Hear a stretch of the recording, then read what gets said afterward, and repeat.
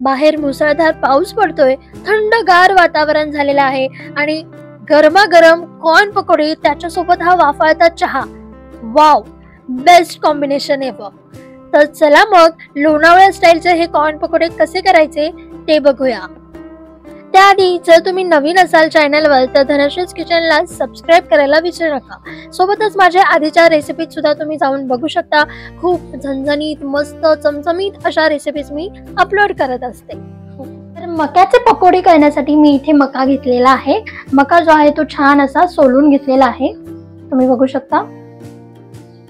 आणि सोबतच अजून काही साहित्य घेतलेलं आहे, ते आता करताना तुम्हाला कळेलच. आणि सोबतच डिस्क्रिप्शन बॉक्समध्ये मी साहित्याची लिस्ट देईनच. तर सर्वात आधी आपल्याला काय करायचं आहे, हा जो मका आहे तो मी एका बाउलमध्ये असं टाकून घेते.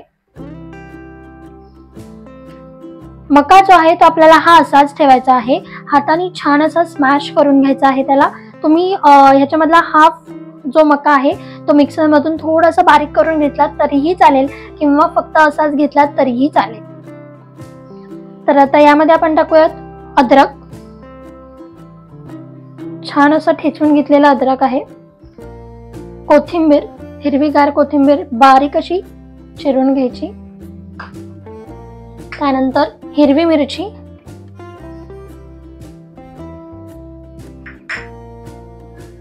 सोबतच ओवा घेतलेला आहे. ओवा जो आहे तो थोडासा हातावरती चोळून असा टाकायचा, म्हणजे छान स्वाद येतो. सोबतच आपण इथे टाकून घेणार आहोत बेसन पीठ. तर मी साधारण इथे 1 कप बेसन घेतलेला आहे. आपल्याला जेवढं लागेल तेवढं आपण बघूया, जर अजून लागलं तर टाकू. सोबतच थोडीशी हळद, लाल तिखट,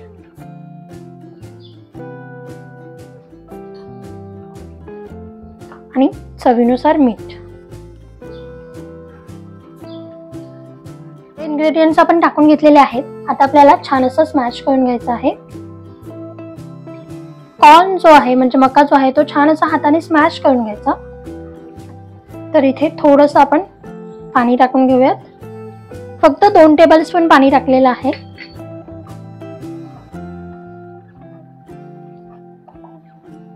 तर मी इथे अजून थोडंसं बेसन टाकून घेते.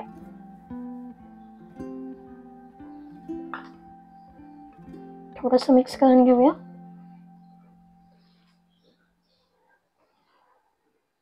मी इथे 3 कणीस घेतलेले आहेत, 3 मोठे असे कणीस.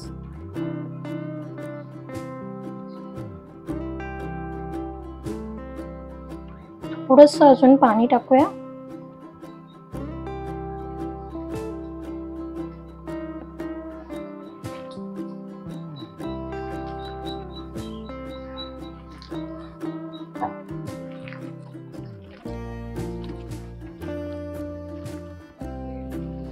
हे छान असं स्मॅश करून घ्यायचं.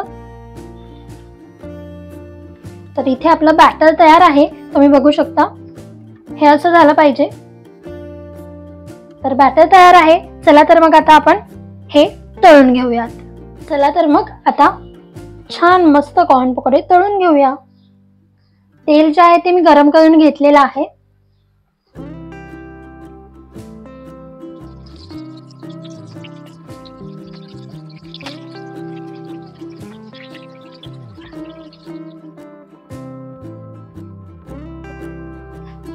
वाव. तर आता आपल्याला हे छान असे लो फ्लेम वरती तळून घ्यायचे. थोडेसे गोल्डन ब्राउनिश होईपर्यंत आपल्याला हे तळून घ्यायचे आहेत. किती मस्त झालेत तुम्ही बघू शकता.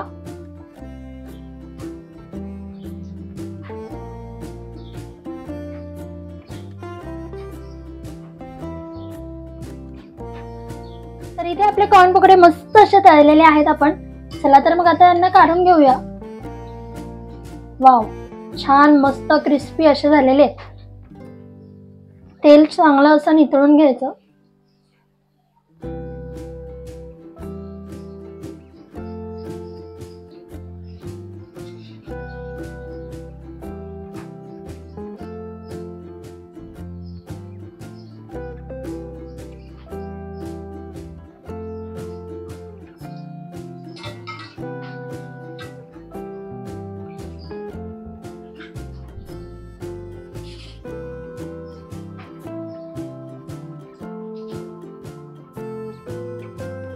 आणि अशाच प्रकारे आपण सगळे पकोडे तळून घेऊयात.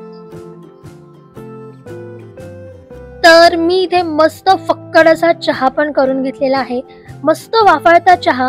आपले कॉर्न पकोडे पण तयार आहेत आणि खूप क्रिस्पी आणि छान असे झालेले आहेत.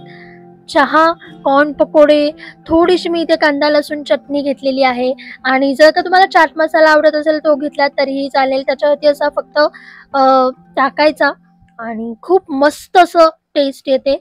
तर तुम्हाला जर का कॉर्न पकोड्यांची ही रेसिपी आवडली असेल तर ही रेसिपी लगेचच ट्राय करून बघा. मस्त बाहेर पावसाचा मोसम असताना रेसिपी करायला ही खूप मज्जा येते. रेसिपी आवडली तर लाईक करा. जर तुम्ही धनश्रीज किचनला अजून सबस्क्राईब नसेल केलं लगेचच जावा, सबस्क्राईब करायला विसरू नका.